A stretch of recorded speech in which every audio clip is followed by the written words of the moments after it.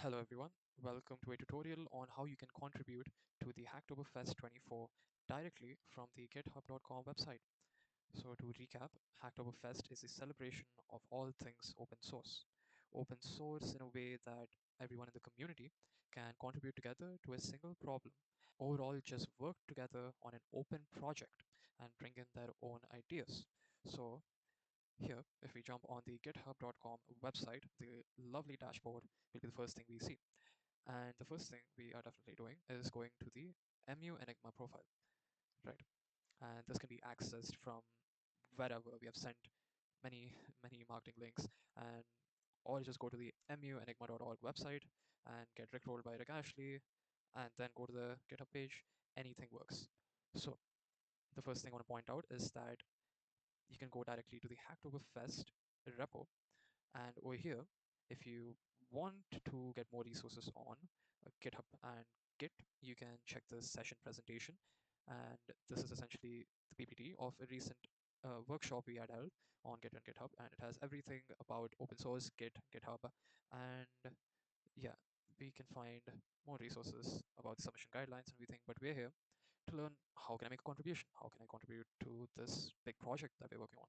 So first we can see that we have a few different repositories with different challenges. So each of these represent challenges for a certain aspect or a certain committee in Enigma, if you want to say that. But these are all branches of engineering and computer science itself. So if we take the first one that we have here in front of us, Enigma SC Challenges. This is one of the repositories along with BotForge, Game Dev, Web Dev, and whatnot. And you guys must have reached over here. You must have seen, okay, this is a cool challenge. You might have already done it, but you might have gone over here, gotten intimidated by the mess of terminal-based command line applications you had to do. So here's a tutorial on how to do it through the website itself. So the first thing you do, you go back over here and you fork your own copy of the syscom challenges. And this essentially, what it does is that this is a master branch that we're working on, and this makes its own little fork. And yeah, it's literally a fork. And later on, once you have done all your own contributions, this goes back into the master branch. And what is all this branch talk, all this techie talk? That's just a project. It's a project, a product, a problem that you're working on. It's just an open source project that you branch out, make your own thing, and contribute later on. And that is what we are pushing with the Hacktoberfest idea, the idea of open source and contributing to a big project that is bigger than yourself. So over here, what we can first do is, of course, fork and just click on create fork, and we copy the master branch only. So this should essentially fork the challenges for you. Now, you can check on your own profile that you have indeed forked it. This is me. This is the fake false identity that I've created for myself for this video. This is now your own repository because this is something you have cloned. And this is legal. Why? Because it is open source, right? So this is your own fork, which is still connected to the main master branch, right? So you want to contribute to level 0. What you got to do now is simply click on first add a file. Yeah, add a file. So you create a new file. Now you want to make your own folder. What you have to do is put in your username and press backslash.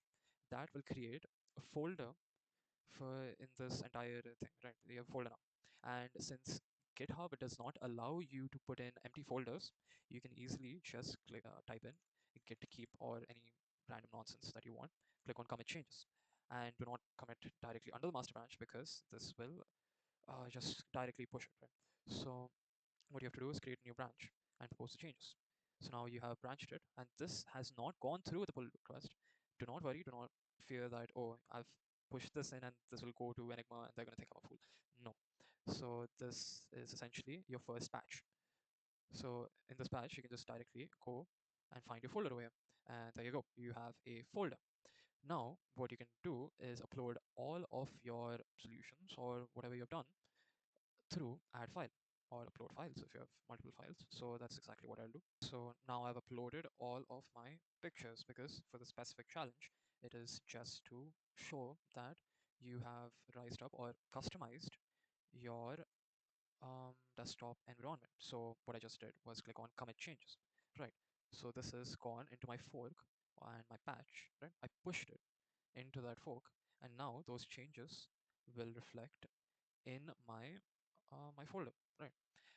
One another very important thing, especially for the Hacktoberfest and overall, is something called a Readme file. Okay, a Readme file which you can make like this by typing in readme.md or anything really, readme.txt.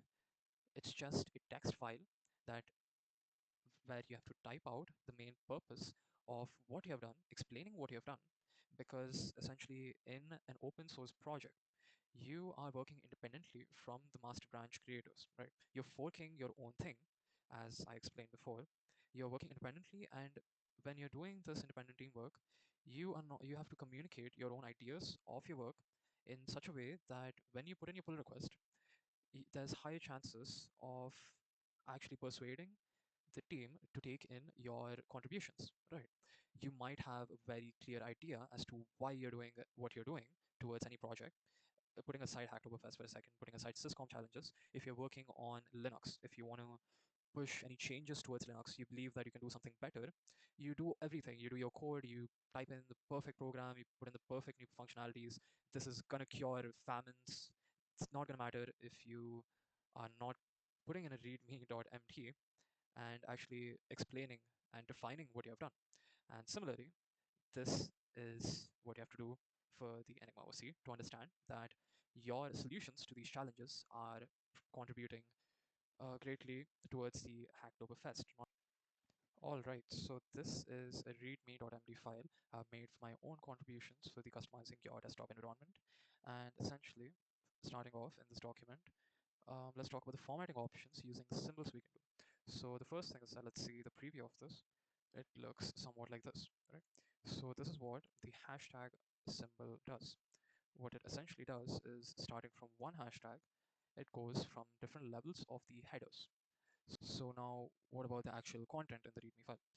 Now you have to deeply understand the purpose behind the README file, which I already told you about. So essentially you just gotta explain it to the Enigma OC like they're a 5-year-old who do not know what you have actually contributed. So essentially you gotta start with each and everything that you have in your contribution and tell what the purpose behind it is, what you have actually done in that, and whether it actually is aligned with the challenge or not. We can still see a recurring theme over here, and that is what has to be included in a README file.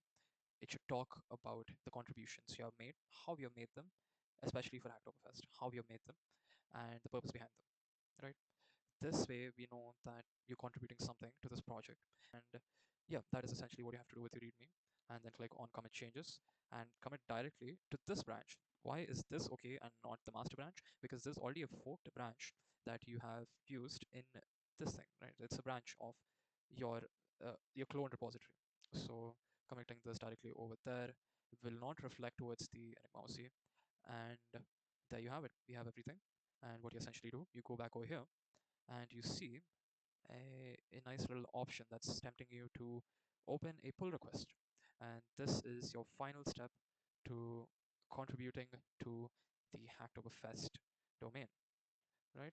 And you just gotta click on create pull request and you can join our Enigma community over here where you can see where other people have actually put in all their GitHub pull requests. This has been popping off a lot recently, and hoping to see more contributions from everyone. And if anyone has any doubts, anything that they want to ask, what they want to discuss about, you can join the Enigma Discord server and chat over here on the Hacktoberfest chat box. And that is essentially it. And all right.